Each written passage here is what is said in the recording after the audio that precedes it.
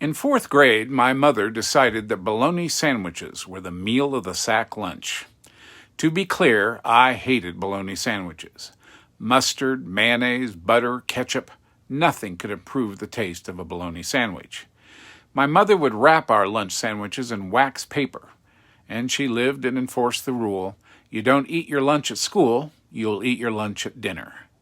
I told her repeatedly that I hated bologna sandwiches, and either she ignored me or tried to convince me that it was good for me. Every day, I would try and trade my bologna sandwich for something more appealing like peanut butter and jelly or anything but bologna.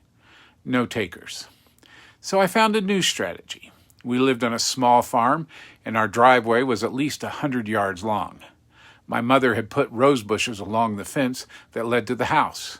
I would get off the bus, and I found a particularly thick patch of rose bushes, and I would throw the sandwich wrapped in wax paper into the roses.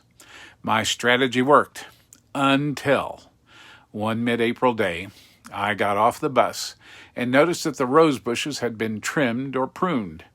When I walked into the house, I noticed that there were 70 sandwiches wrapped in wax paper on the kitchen table. Wax paper will protect a sandwich from snow, rain, hail, and other forces of nature. I screamed, I'm not going to eat those bologna sandwiches. Then she offered that dreaded threat.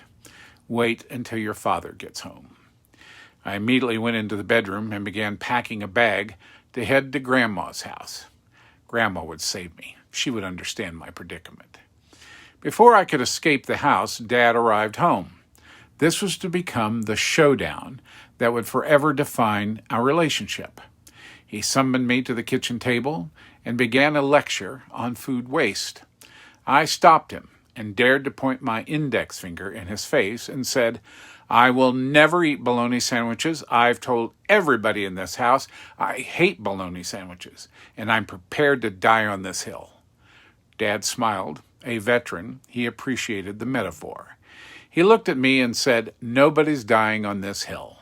No more bologna sandwiches. This was an early lesson on taking a stand and being willing to fight for it.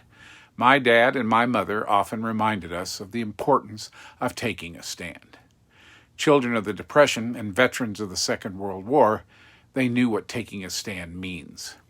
I think it may be time to take a stand, and it won't be over bologna sandwiches, but it may be over the bologna we are seeing from this administration.